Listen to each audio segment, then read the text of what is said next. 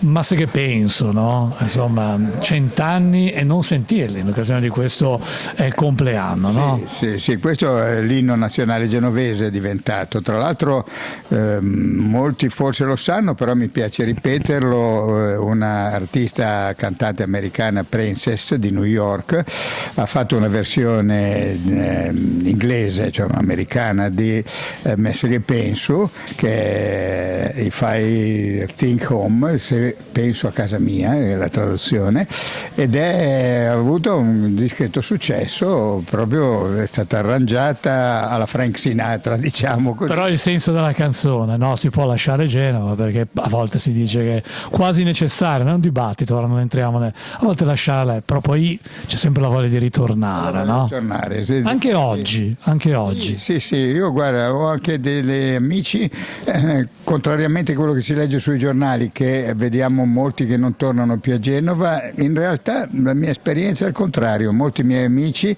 non faccio nomi, ma una delle 700 donne, delle 100 donne più influenti al mondo, che ha fatto fortuna all'estero, è stata, adesso si è venuta voglia di ritornare a Genova, è specialista nella comunicazione e porterà tutto il suo bagaglio di esperienza alla sua città. Dice: io adesso voglio tornare a Genova, devo rivivere a Genova. Ora un po' partendo da una canzone.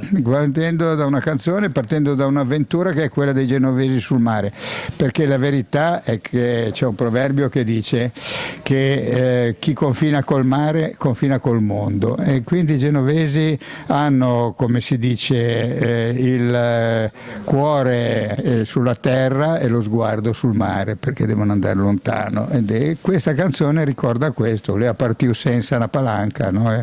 Non aveva un soldo, eppure è andato nelle Americhe, ma doveva ritornare indietro a tutti i costi, e il figlio che diceva: ma cosa ti fai papà, che ma questo quell'altro, e lui doveva avere a palassinga o giardinetto con rampicante a cantina o vin, sai, proprio queste cose romantiche. E allora andiamolo a sentire questo. All'inizio, scusa, ti aggiungo un'altra cosa, che nel 26, nel 25, perché è l'anniversario 100 anni, questa canzone è la prima volta che viene cantata, però diciamo far ripartire una canzone tipica genovese che riprende poi nel dopoguerra il swing di Natalino Otto, che diventa americano e parte dello swing, e che fa ripartire i cantautori genovesi. Vedete che quando passetto passetto si passa da uno all'altro e si arriva a quella grande